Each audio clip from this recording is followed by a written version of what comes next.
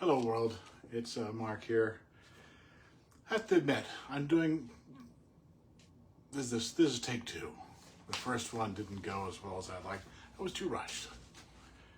And so I want to take a little bit of time, the time that this poem kind of deserves. It's the fourth week of Advent. In a lot of Christian churches, you would light the prophet's candle, the love candle. This is a week that's about love. I wanted to read a poem by Chris Anderson called Up Top. I'm going to put the link in the description somewhere or below or who knows where. I'll put it someplace so you can read it if you like. But I want to read this poem by Chris Anderson and then talk about it afterwards. Up Top. The man in the hospital has bright eyes and there are tears in them. He is so afraid and so glad to talk. And he knows that God is with him, or he hopes he is. He's nearly bald. His old body, wrinkly and pale, I can see it from the waist up. The slack, ropey skin. And his wife has a gentle voice and is kind. I feel the Spirit moving among the monitors like the light in the green fields outside the window. And I feel a love for this man, my brother, my friend. And I lift up my hand and bless him. And I too am filled with tears. What I feel is gratitude. What I feel is thanksgiving. And I know then, O Lord, that you are there. That this is grace. For we are not grateful for what we have done. We are grateful for what we have been given.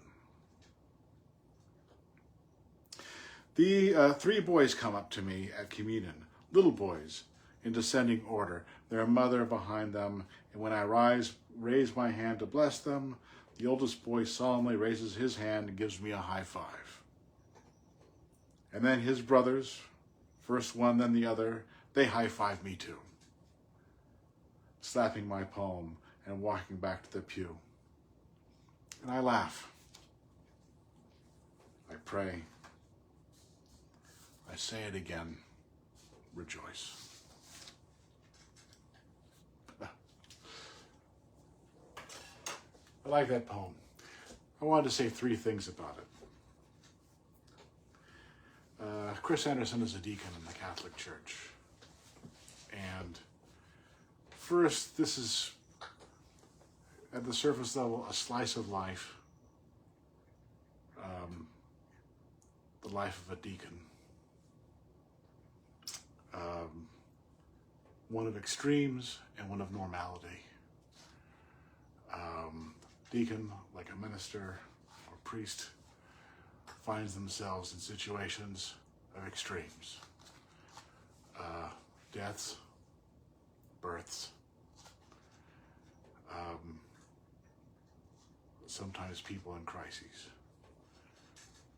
I have so much respect and I'm just impressed that they can do it. I'm not built that way. I couldn't be a minister. At an old church that I was at, there was one Sunday a year where people were invited to go up to the altar and speak to the minister directly for some direct prayer requests. And I remember seeing him after those services, and he looked like he had been drained. I felt like I would be like that every day. So, anyway, from extremes and then in the normal life of the regular service. So that was the first thing I wanted to say. The second thing is the structure of this poem is very interesting, intriguing. It's 3 stanzas. The first stanza talks about the man in the hospital, and then the last stanza talks about the boys high-fiving the narrator at the service. And there's a very short stanza between. What I feel is gratitude. What I feel is thanksgiving.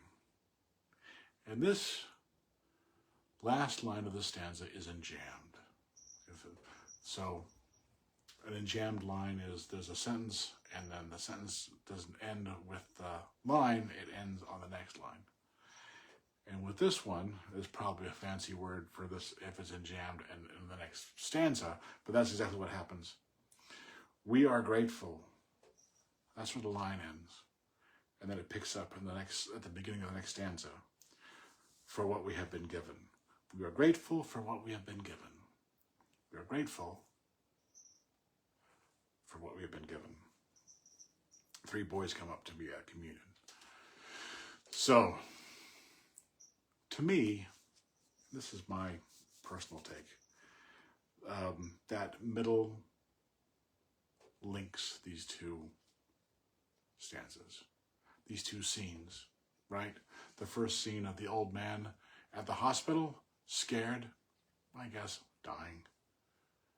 And then what I feel about this is gratitude, and there are other things linking these 2 stories as well.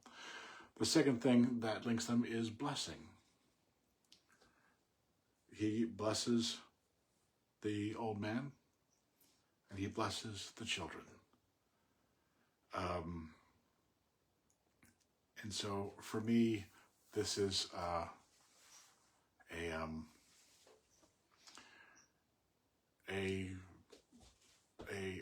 stories that are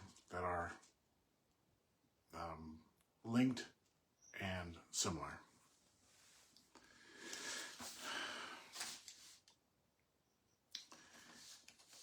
Okay, the last part, the last thing I want to say. Where's the love, right? Where's the love in this poem? This is the 4th week about love. The whole thing's about love. We can start with the relationship part. If we wanted to kind of go through that, those Greek words for love, we can in this poem, because all 4 of them are there. There's 4 words in Greek, 4 primary words in Greek for love. We start with eros, romantic love, right? In the hospital room, the wife is there. The wife is there. It's romantic love. It's a very deep love and older.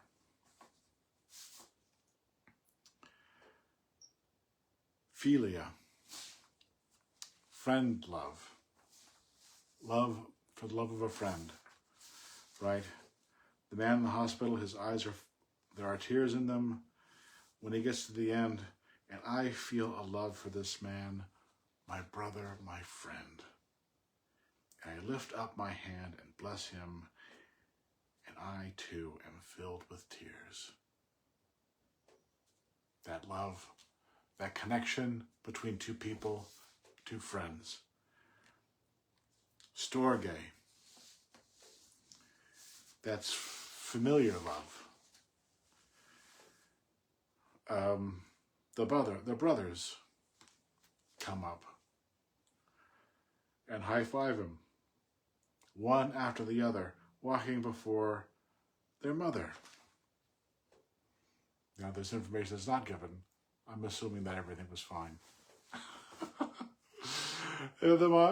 Because if things weren't good, then the narrator would have said. But 3 brothers, one after the other, not pushing each other, not fighting, and then high-fiving. Wrapping the whole thing up is agape,